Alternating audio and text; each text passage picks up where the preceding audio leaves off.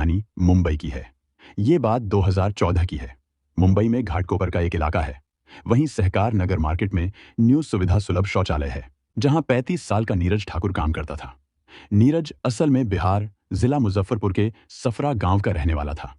घर में माँ बाप, एक बड़ा भाई और एक बहन थी। उम्र होते ही सबकी शादी हो गई। नीरज की भी शादी हो गई थी और उसके 3 बच्चे थे। घर का खर्च खेती से चलता था, लेकिन जमीन कम थी। परिवार बड़ा हुआ तो गुजारा मुश्किल होने लगा। बड़ा भाई पिता रघुनाथ ठाकुर के साथ खेती करता था, तो नीरज ने सोचा शहर जाकर कमाई करनी चाहिए। घर वालों ने भी हाँ कर दी।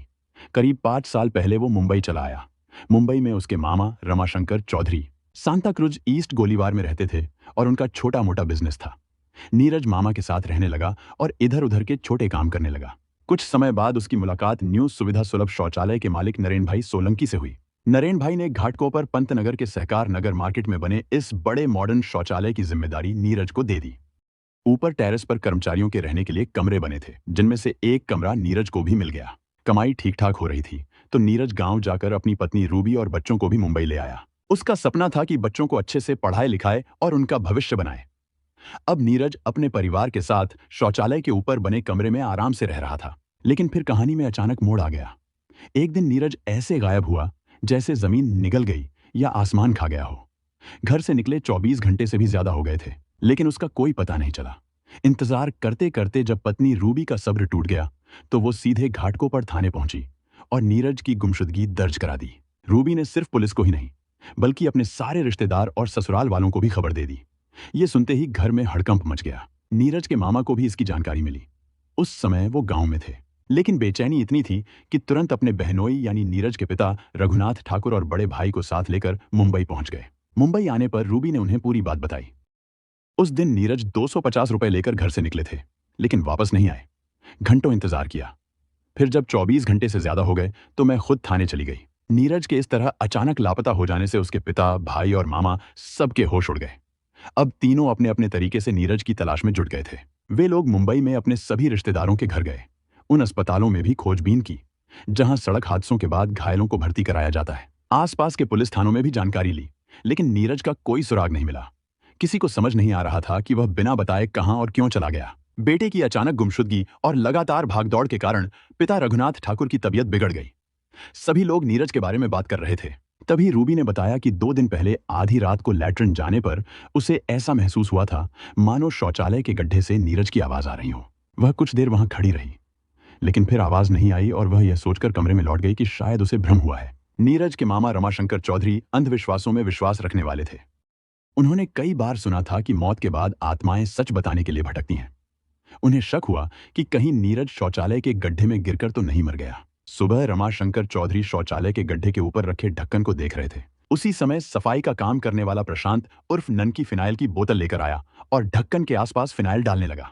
उसने बताया कि आज वहां से अजीब सी बदबू आ रही है, इसलिए फिनाइल डाल रहा है ताकि बदबू खत्म हो जाए। यह सुनकर रमाशंकर का शक और गहरा हो गया कि कहीं नीरज इसी गड्ढे में तो नहीं गिर गया।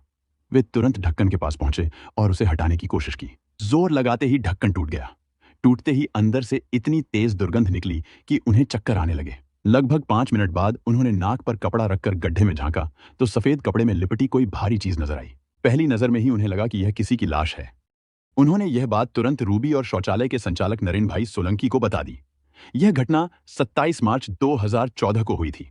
इसके बाद रमाशंकर चौधरी सीधे पंतनगर थाने पहुंचे और पूरी घटना ड्यूटी पर मौजूद सब इंस्पेक्टर देवेंद्र ओभाल को बताई। देवेंद्र ने तुरंत अपने वरिष्ठ अधिकारियों को सूचना दी और हेड कांस्टेबल चंद्रकांत गोरे, किशन राव नावड़कर, प्रशांत शिर्के, कांस्टेबल संतोष गुरुव और पंकज भोसले को साथ लेकर सहकार नगर मार्केट स्थित न्यू सुविधा सुलभ शौचालय के लिए रवाना हो गए।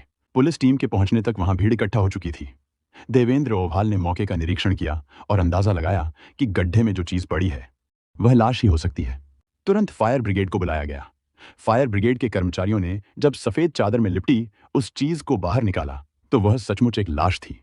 हालत इतनी खराब थी कि शव पूरी तरह सड़ चुका था और उसकी पहचान करना संभव नहीं था। लाश के हाथ में बंधी घड़ी देखते ही रमाशंकर चौधरी और रूबी ने पहचान लिया कि यह नीरज ठाकुर की ही है। नीरज कई दिनों से लापता था, इसलिए साफ हो गया कि गड्ढे से निकली लाश उसी की है। सब इंस्पेक्टर देवेंद्र ओभाल अपने साथियों के साथ घटनास्थल और लाश का निरीक्षण कर ही रहे थे कि शौचालय के गड्ढे में लाश मिलने की खबर मिलते ही परिमंडल 6 के additional police commissioner Mahesh Dhurve, assistant police commissioner Vilas Patil, senior inspector Nirmal, inspector Jitendra Agarkar, assistant inspector Sakpal और प्रदीप दुपट्टे भी वहां पहुंच गए। वरिष्ठ अधिकारियों ने घटनास्थल और लाश का सरसरी निरीक्षण किया और आगे की जांच की जिम्मेदारी सीनियर इंस्पेक्टर निर्मल को सौंप दी। सीनियर इंस्पेक्टर निर्मल ने सहकर्मियों के साथ मिलकर घटनास्थल की सभी औपचारिकताएं पूरी की और शव को पोस्टमार्टम के लिए घाटकोपर स्थित राजावाड़ी अस्पताल भेज दिया। थाने लौटने के बाद उन्होंने इस मामले की जांच की जिम्मेदारी इंस्पेक्टर जितेंद्र आगरकर को सौंप दी। जितेंद्र आगरकर ने उनके निर्देशन में जांच की रूपरेखा तैयार की और उसी के अनुसार काम शुरू किया। सबसे पहले नीरज ठाकुर के परिवार के सदस्यों और न्यूज सुविधा सुलभ शौचालय के संचालक नरेन भाई सोलंकी को पूछताछ के लिए थाने बुलाया गया। परिवार और संचालक से मिली जानकारी के बाद जांच अधिकारी जितेंद्र आगरकर को नीरज की पत्नी रूबी पर शक होने लगा। उन्होंने उस पर कड़ी नजर रखनी शुरू कर दी। जांच के दौरान उन्होंने गौर किया कि पति की मौत के बाद जिस तरह का दुख और परेशानी आमतौर पर किसी पत्नी के चेहरे पर होती है, वैसा कोई भाव रूबी के चेहरे पर नजर नहीं आ रहा था। इसी शक के आधार पर इंस्पेक्टर जितेंद्र आगरकर को यकीन हो गया कि किसी न किसी रूप में रूबी अपने पति की हत्या में शामिल है, लेकिन सिर्फ शक के सहारे उसे गिरफ्तार करना संभव नहीं था। इसलिए उन्होंने पुख्ता सबूत जुटाने की तैयारी शुरू की। सबसे पहले रूबी के मोबाइल की कॉल डिटेल्स निकलवाई गईं और फिर न्यूज सुविधा सुलभ शौचालय के आसपास रहने वाले लोगों से गुप्त तरीके से पूछताछ की गई।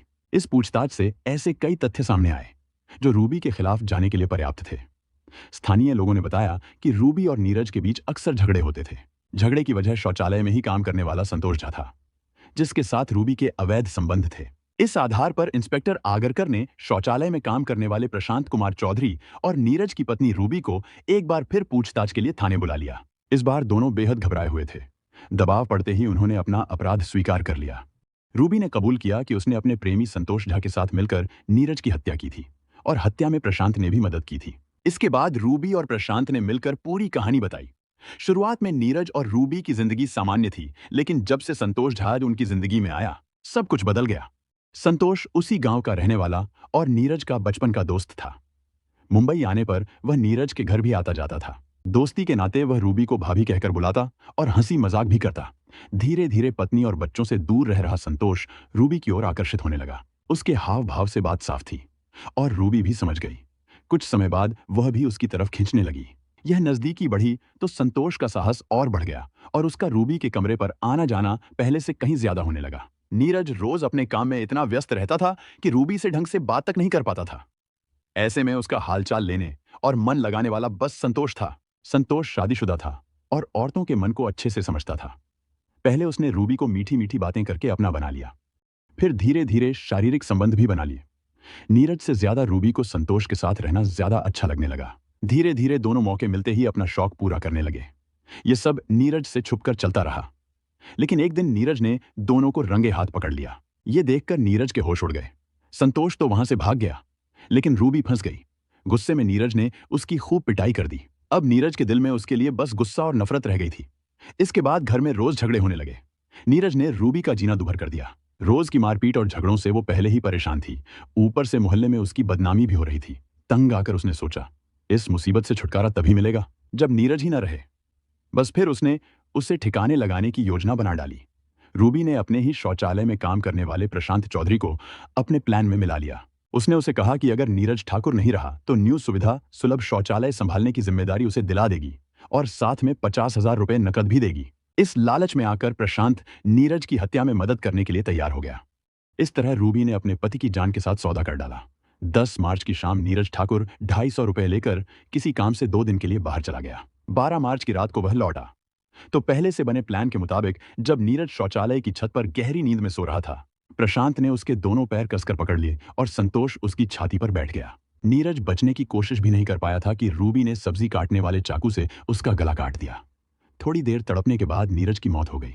फिर तीनों ने उसकी लाश सफेद चादर में लपेटी और छत से नीचे फेंक दी। इसके बाद वे नीचे आए और शौचालय के गड्ढे का ढक्कन खोलकर लाश उसमें डाल दी। फिर ढक्कन बंद कर दिया गया। नीरज की हत्या के बाद संतोष डोंबिवली चला गया, जबकि प्रशांत और रूबी अपने अपने कमरों में चले गए। अगले दिन रूबी ने पुलिस को गुमराह करने के लिए पंतनगर थाने में पति की गुमशुदगी की रिपोर्ट दर्ज करा दी, लेकिन पुलिस की तेज जांच से वह बच नहीं सकी और गिरफ्तार हो गई। रूबी से पूरी सच्चाई जानने के बाद इंस्पेक्टर जितेंद्र आगरकर संतोष झा को पकड़ने गए, लेकिन पता चला कि वह गांव भाग गया है। पुलिस की टीम वहां पहुंची और उसे गिरफ्तार कर मुंबई ले आई। मुंबई में उसने भी अपना अपराध कबूल कर लिया। पूछताछ के बाद इंस्पेक्टर ने रूबी, संतोष झा और प्रशांत चौधरी के खिलाफ हत्या और सबूत छिपाने के आरोप में मुकदमा दर्ज किया और तीनों को अदालत में पेश किया गया। अदालत ने उन्हें आर्थर रोड जेल भेज दिया।